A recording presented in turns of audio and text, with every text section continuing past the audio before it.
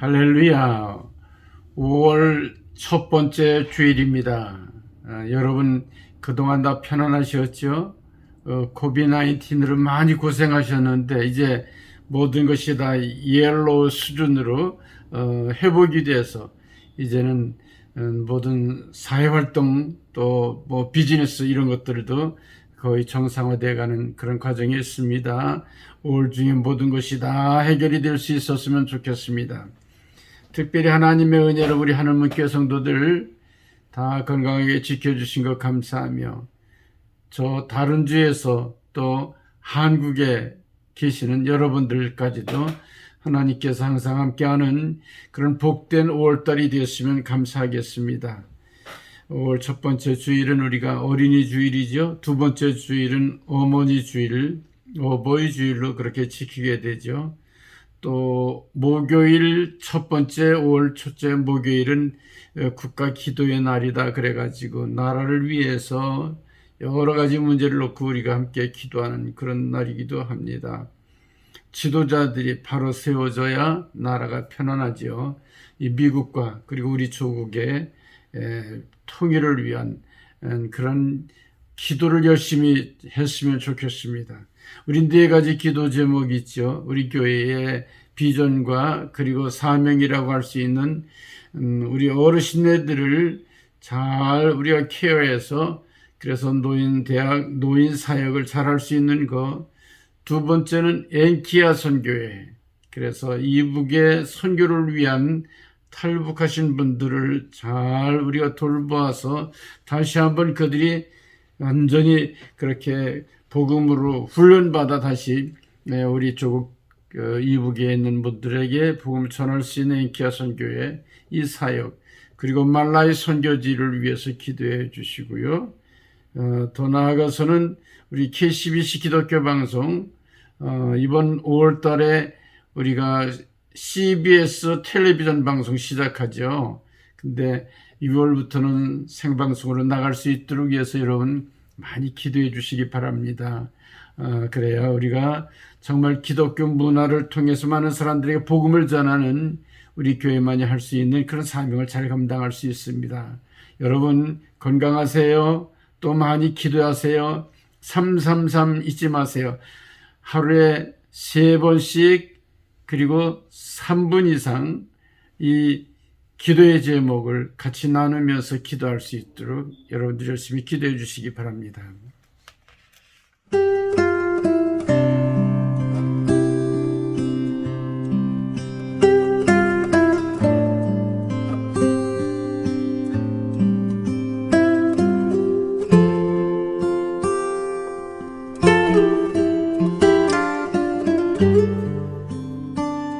오늘 주신 하나님 말씀은 누가복음 18장 15절에서 17절까지 말씀. 사람들이 예수께서 만져주심을 바라고 자기 어린아기를 데리고 오매 제자들이 보고 꾸짖거늘 예수께서 그 어린아이들을 불러 가까이 하시고 이르시되 어린아이들이 내게 오는 것을 용납하고 금하지 말라. 하나님의 나라가 이런 자의 것이니라. 내가 진실로 너에게 이르노니 누구든지 하나님의 나라를 어린 아이와 같이 받아들이지 않는 자는 결단코 거기 들어가지 못하리라 하시니라. 아멘. 오늘 이 성경 본문을 중심으로 해서 만져주심을 바라고 미국의 인류학자인 마가렛 미드라고 하는 그런 분의 이야기입니다. 전 세계를 돌아다니면서 현대 문명의 영향을 적게 받은 종족들을 연구하게 되는데 저 남태평양 유기니의 아라페시족과 문두구르족을 이제 찾아내게 됐습니다. 같은 지역에 사는 두 종족인데 아라페시족은 아주 온순하고 평화를 사랑하는 그런 종족이고 반면에 문두구모족은 아주 난폭하고 공격적인 그런 종족이었어요. 그래서 도대체 왜 이 두 종족의 차이가 이렇게 있는가 연구를 해봤습니다. 그랬더니 그 두 종족은 어린아이를 낳았을 때에 그 아이들을 키우는 방법이 다르더라는 겁니다. 엄마가 아라페시족의 엄마들은 어린아이들 그물 모양으로 된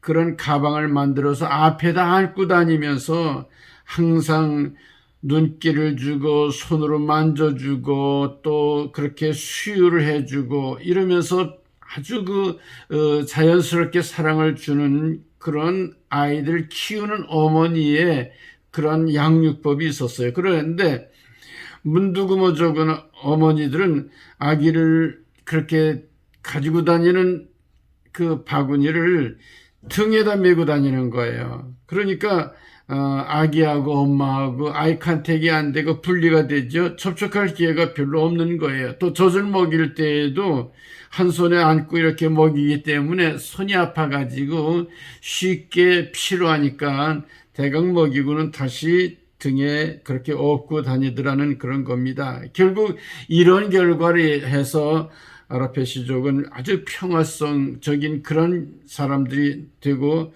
문두구모족은 폭력적인 그런 사람이 되게 되는데 그것은 어머니와 어린아이의 그런 터치, 정말 접촉하는 그것 때문에 그런 차이로 아이들의 성격이 달라지게 된다. 그런 연구 결과를 본 일이 있습니다.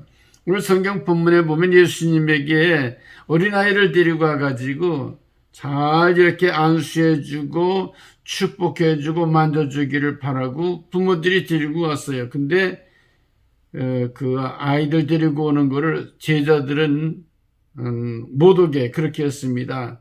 자, 오늘도 우리는 주님께 이 어린아이와 같은 마음으로 가까이 나갈 때 주님께서 우리에게 주시는 축복을 다 받아 누릴 수 있는 거죠.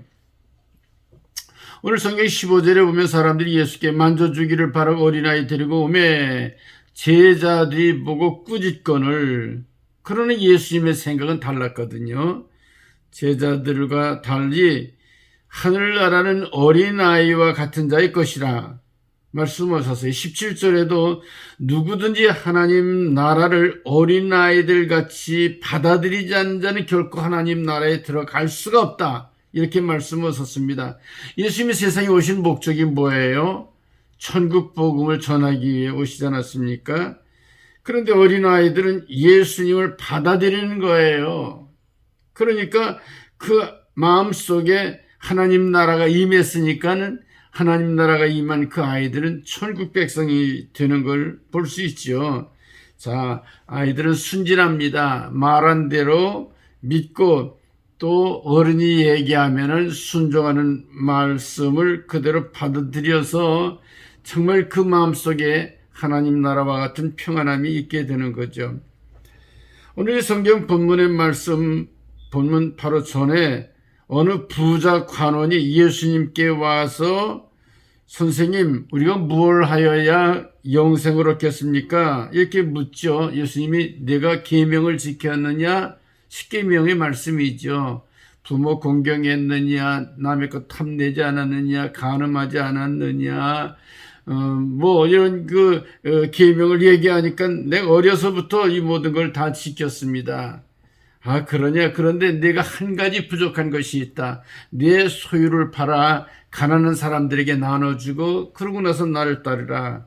그런데 그 유대인의 간원은 부자인 거로 근심하며 돌아가고 예수님을 따르질 않았죠. 자, 이 부자는 성공한 사람입니다. 관리로서 출세한 사람입니다. 도덕적으로 계명을 지킨 사람이 되어서 흠이 없는 사람입니다. 부귀와 영화와 명예와 모든 권세를 누리는 세상적으로 부족한 것이 없는 사람이죠. 근데 진정으로 문제가 되는 건 뭐예요? 그런데도 불구하고 마음의 평화가 없는 거예요.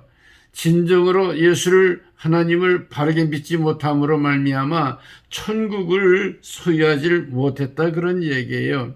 자, 오늘도 우리는 주님의 말씀을 듣고 주님이 지금 원하신다고 그러면은 세상에 어떤 것도 주님의 말씀보다 우선할 수가 없잖아요.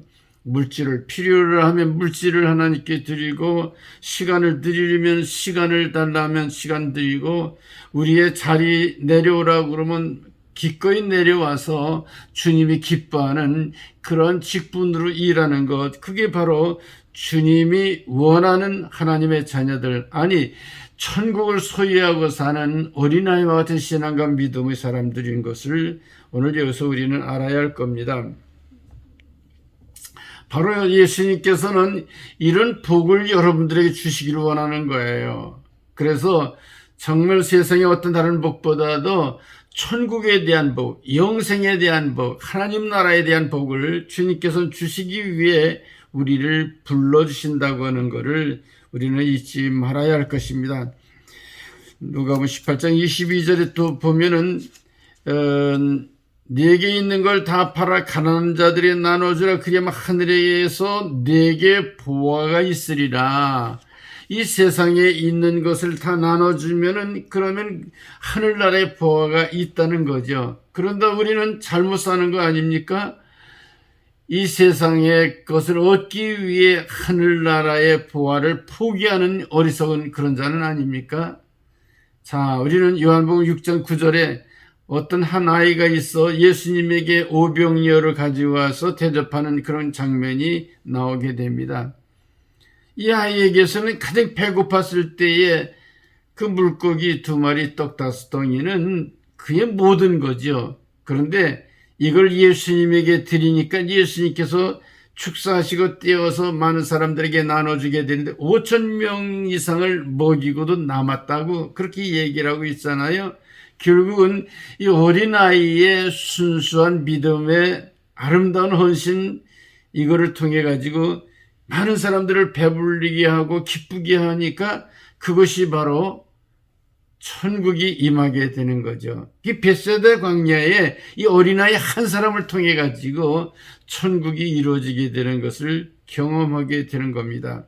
사랑하는 성도 여러분, 오늘도 예수님께서는 여러분들에게 바로 이런 천국을 선물로 주시기를 원하십니다. 주님께로 가까이 나아가는 그런 하나님의 자녀들에게 주님께서는 복을 빌어주시는 겁니다. 만져주시는 겁니다. 상처를 치유해 주시는 겁니다. 영원한 영생의 복을 주시는 겁니다. 오늘 어린이 주일이죠. 이 어린아이와 같은 순수한 마음으로 주님께 더 가까이 나아가는 성도들이 되시기를 주님의 이름으로 간절히 부탁을 드립니다. 둘째로, 주님이 만져주시면 고난도 영광으로 바꿔진다는 거예요. 우리가 요한복음 9장 1절 이하에 보게 되면 나면서부터 맹인으로 보지 못하는 거지가 있어서 정말 그 제자들이 왜 저 사람은 나면서부터 거지인가 예수님께 여쭤보기를, 이 사람이 자기의 죄 때문에 맹인이 됐습니까? 부모의 죄 때문에 맹인이 됐습니까? 그러나 예수님께서는 의외로 답변을 하시죠. 이 사람의 죄도 아니고 또 그 부모의 죄도 아니라고 이렇게 말을 합니다. 그러면서 이 사람이 이렇게 맹인이 된 것은 하나님이 하시고자 하는 일을 이루기 위해 맹인이 됐다고 그렇게 얘기해요. 정말 우리가 잘 사는 사람은 어떤 사람인가? 하나님이 하시고자 하시는 일을 이루어 나가는 그 사람은 잘 사는 거예요. 뭐 돈 많고 잘 먹고 잘 그렇게 쓰고 다니고 좋은 집, 뭐 좋은 차 그렇게 타고 다니는 것이 잘 사는 게 아니고 하나님이 하시고자 하는 그 일을 그 직책에 맞게 하는 것이 바로 그 사람이 잘 사는 그런 길이거든요. 바로 이 사람은 하나님이 하시고자 하는 일을 이루기 위해 그곳에 있었던 거예요. 예수님께서 그의 눈을 뜨게 해주실 때 침으로 진흙을 이겨서 눈에 발라주시지요. 그리고 실로암 못에 가서 내 눈을 닦으라. 그 즉시 보게 되었습니다. 얼마나 감사했겠습니까? 아직까지는 구걸하던 거지의 또 맹인에 불과했습니다. 그러나 이제 그는 눈을 뜨게 됐습니다. 인생의 의미를 보게 된 거죠. 정말 내가 아직까지는 구걸하던 얻어먹는 그런 신세였는데 예수님께서 나의 눈을 뜨게 해주셨구나. 예수님을 다시 만났을 때에 예수님이 내가 인자를 믿느냐? 그러니까 내가 믿나이다 절을 하죠. 그리고 결국은 그는 눈을 뜨고 예수님을 구주로 영접함으로 말미암아 예수님의 제자가 되는 걸 볼 수 있습니다. 자, 아직까지 우리의 고통스러운 일들이 정말 예수님을 만날 수 있는 기회가 됐다 그러면은 얼마나 복된 기회입니까? 불행스러운 고통의 시절이 있었으나 예수님 만져주실 때 더 깊은 신앙으로, 그래서 예수님을 나의 주님으로 모시게 되는 이런 복된 생애가 열려지게 된 겁니다. 여러분 잘 아시는 이종영 목사님 아시죠? 그분은 충청남도 예산군 그 덕산면이라고 하는 덕산감리교회의 할머니가 창립 멤버예요. 아주 좋은 신앙을 가지고 그 교회를 세우셨죠. 그 할머니의 기도로 이 청년 이종용 이분은 아주 신앙생활 잘했어요. 그래가지고 청년회 회장도 되고 연합회 회장도 되고 또 성가대 지휘도 하고 뭐 복음성가 가수로도 이름을 날리게 되고 아주 훌륭한 그러한 그 지도자가 됐어요. 그런데 정말 잘못된 사람들의 유혹에 넘어가 가지고 마리화나로 대마초 사건 여러분 너무 유명하게 잘 아시잖아요. 결국은 그때 예수님을 만나게 됩니다. 절망과 좌절에 빠졌을 때에 고통 가운데 예수님이 찾아오신 거죠. 만져주신 거죠. 인생이 완전히 달라지게 됐습니다. 결국 신학을 하고 미국에 오셔서 목회를 얼마나 잘 하시는지. 특별히 얼마 전에는 암으로 투병하시는데 만나 뵙고 말씀 들으니까 목사님 좋은 의사를 만났습니다. 좋은 병원을 만났습니다.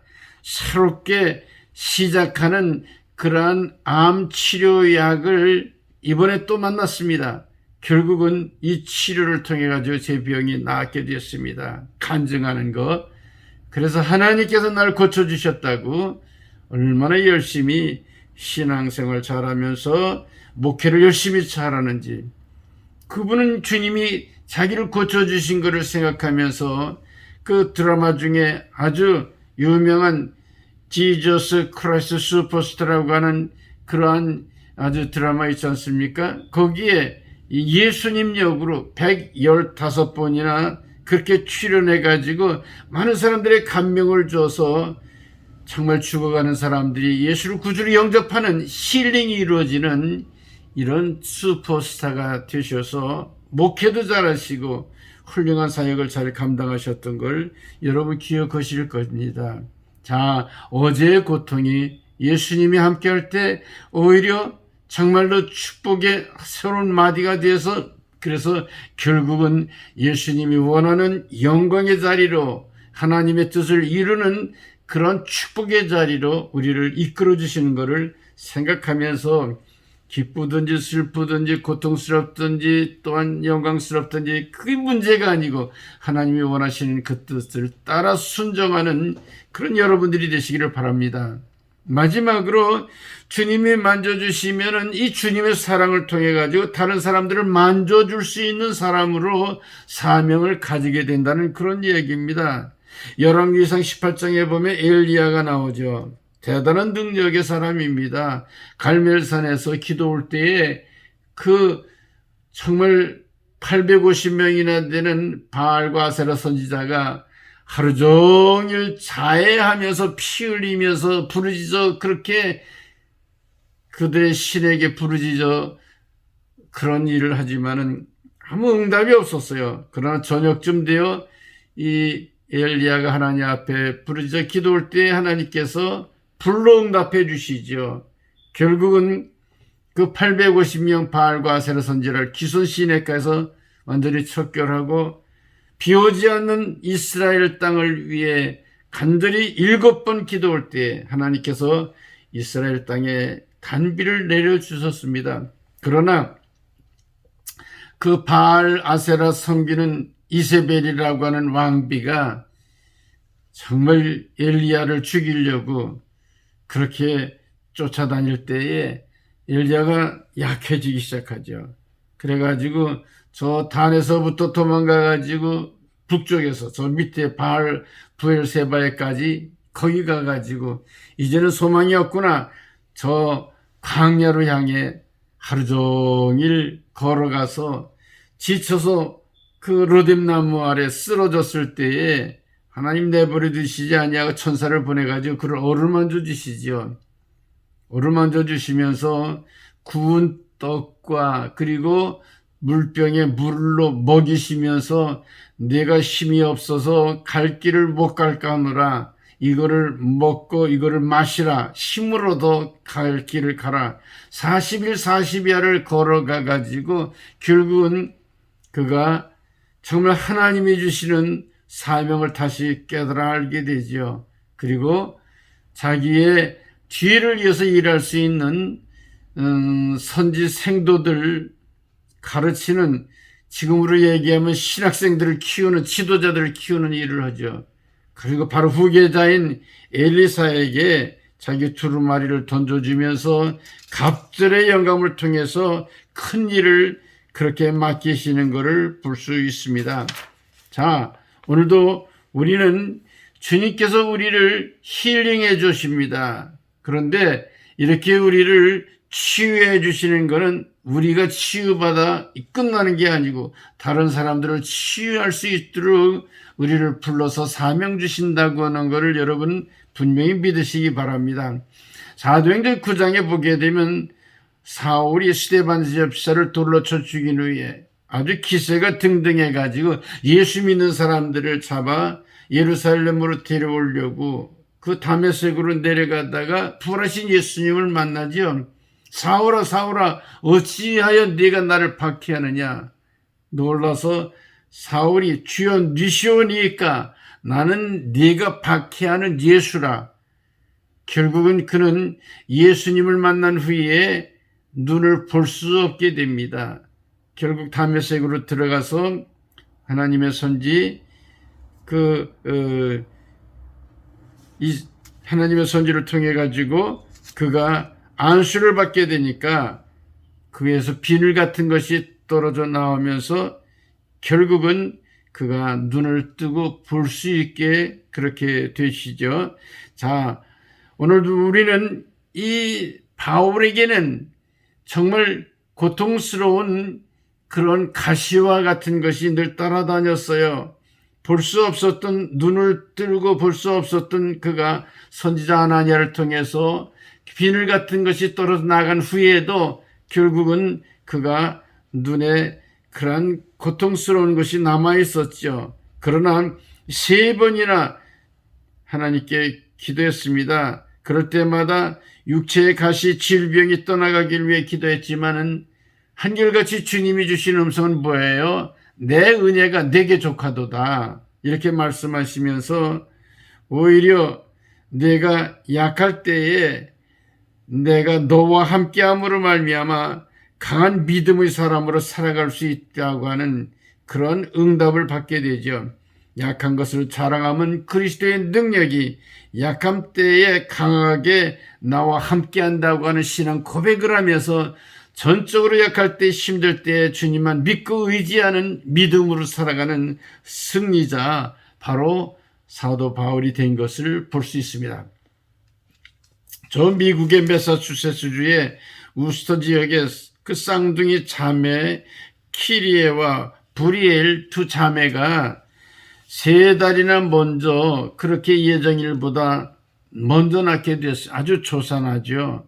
언니는 800g 정도 되고 동생은 300g 정도 되는데 이 동생이 너무 약한 거예요.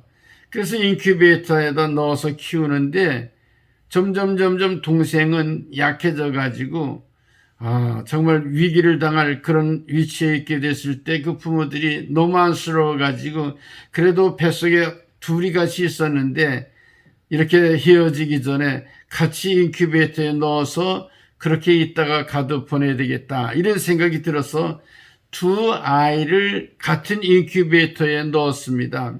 그랬는데 그렇게 정말 두 아이들이 만나가지고 평화롭게 좀 지나더라는 거예요. 근데 어느 날 갑자기 동생이 발작을 일으켜가지고 호흡이 그렇게 정말 힘들고 박동이 약해져 있을 때에 그 언니가 팔을 벌려서 꼭 안아주더라는 거지요. 그래서 언니가 안아주는 순간 동생이 다시 안정을 되찾고, 그래가지고 그 다음부터 정상적으로 애들이 영양분을 공급받고 이래가지고 힐링이 돼서 그래 건강하게 어머니 품으로 다시 돌아오게 됐다는 거죠.